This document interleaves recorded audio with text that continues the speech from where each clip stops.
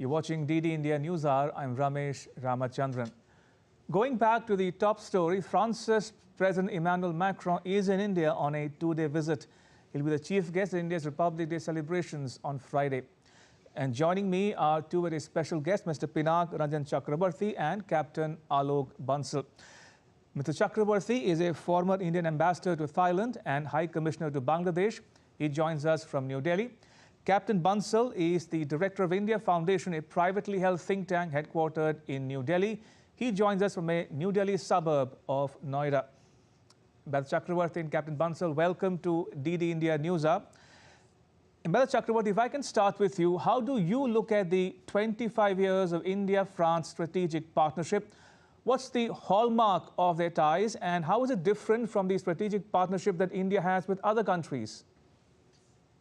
I think among the dozen or more strategic partnerships, I think the India-France partnership certainly comes, right at the top. And one reason being that the strategic convergence between the two countries, which is underpinned by both countries, a very fundamental concept of strategic autonomy. And both countries share that kind of outlook and vision in their foreign policies.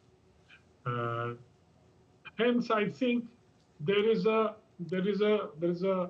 convergence of how both countries look at the world and how both countries have decided that they will carve out their own space and not be, total camp followers of any particular group, etc. France also has, of course, the values of its revolution that is admired the world over. And both are, liberal kind of democracies. Right. And both feel that it's best to deal with each other without, interfering in each other's domestic affairs and not giving sermons on human rights and democracies, which some other countries in the West are prone to do. Indeed. These are mainly the Anglosphere countries who think that they have a birthright in giving sermons to the rest of the world. I don't think India is now in a position or in a place where these sermons, are either taken seriously or in fact, it irritates and adds unnecessary irritants to relationships with those countries. And so I think the world has changed, and it's time that these countries realize. But in geopolitics, every country thinks that by criticizing another country, they can seek some leverage on issues like, very moral high ground issues like human rights, democracy. And these same countries, of course, can do nothing about, totalitarian countries that are powerful and they can carry on, and these countries, totalitarian countries, carry on with their policies. Right. So I think we live in a world where there are double standards and double speak. This is part of geopolitics, and I think Fair that enough. we are quite used to it. Indeed. Captain Bansal, now Prime Minister Modi is one who invests a lot of time, energy and effort into establishing a personal rapport with world leaders. So it's no surprise that Modi and Macron get along well with each other. But beyond personal friendship, do you think the India-France ties have become institutionalized or taken root? See, we must be very clear that India-France ties go really very far back. And as Ambassador Pinak Chakravarty said, these ties stem from both the countries' pursuit of strategic autonomy. We must remember that France, despite being a member of NATO, despite being an integral part of the Western world, right from the time of Charles de Gaulle, has pursued an independent foreign policy. And similarly has been the case of India, which has always, in fact, which led the non-aligned movement and now is, of course, cherishes its strategic autonomy.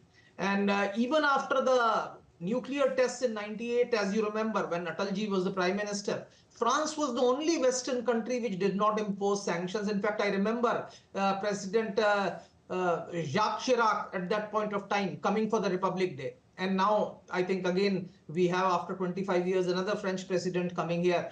And this is very, very important. Besides this pursuit of strategic autonomy, as you said, personal equation has been the great. Prime Minister Modi visited France for the National Day. In between, in UAE, the leaders met. And now the amount of cooperation between the two countries is phenomenal. It starts from the field of defense. You have in the field of maritime cooperation, then we have cyber security, you have technology, solar alliance, we are an integral part of the alliance. So there is huge amount of convergence of interests as well as personal chemistry, which is driving the two countries together. The way the roadshow in Jaipur went off today, you could see, you could feel the personal chemistry and the personal fondness that the French president had for India and its people. Right. I've heard the phrase strategic autonomy from the both of you. So let me ask you, Ms. Chakravarty, what does strategic autonomy mean for the benefit of viewers watching this broadcast? Is it true that France, like India, swears by strategic autonomy in its foreign and security policy? Would you say that France's and India's position on the Ukraine-Russia conflict is a good example of just that? Well, in the specific case of the Ukraine war, I think there are nuanced positions. I think France has a nuanced position and not entirely in in congruence with what the US wants Europe to do, and hence France has tried on a separate track to find a solution. I think Macron traveled to Kyiv and to Moscow to try and find a solution. But it didn't work because the US was intent on, carrying on this war of attrition and somehow ensuring that, or trying to ensure that Russia bends, and goes down on its knees, which did not happen and is unlikely to happen. So I think that is one aspect of France which we must remember. India, of course, took also a very different position in terms of despite all the pressures and don't buy Russian oil, we did buy, and ultimately we found that the processed oil was being bought by Europe. Europe thought that it can get a carve out and say, we can buy gas, but you can't buy oil. Such double standards and cannot work in this world today. This is not we're not in an imperial age where diktats can be issued to large countries and say, please fall in line. They try it, but it doesn't work anymore. And I think, by and large, I think that realization must have hit them because we are back to some equilibrium in terms of our ties with these countries, despite all the sermons and media campaign that we see from time to time. Right. Just about enough time to ask you one last question, Captain Bansal. You've served in the Indian Navy, therefore this question is for you.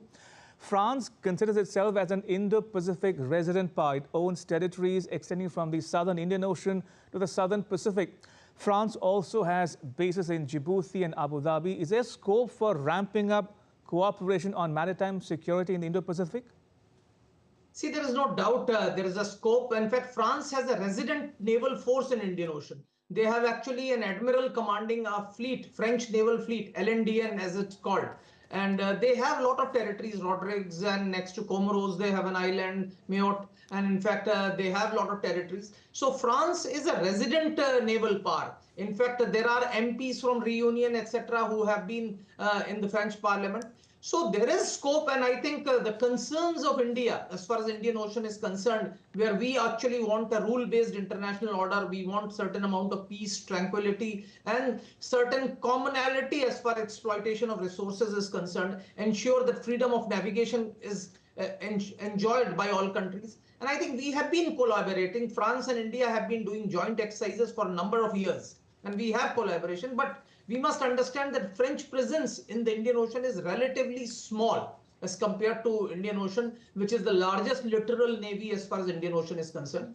And unlike the United States, which has a fairly robust presence in this particular part, France has a presence. Right. It's relatively small, but the two countries are collaborating. This collaboration can be taken to bigger limits. I think there is a scope for enhancing this collaboration further. Right. Captain Alok Bansal, Ambassador Pinak, Ranjan Chakravarty, thank you for joining us and sharing your thoughts with our viewers at home and abroad. Thank you for your time. Appreciate it. And moving on, the U.S. Navy sailed its first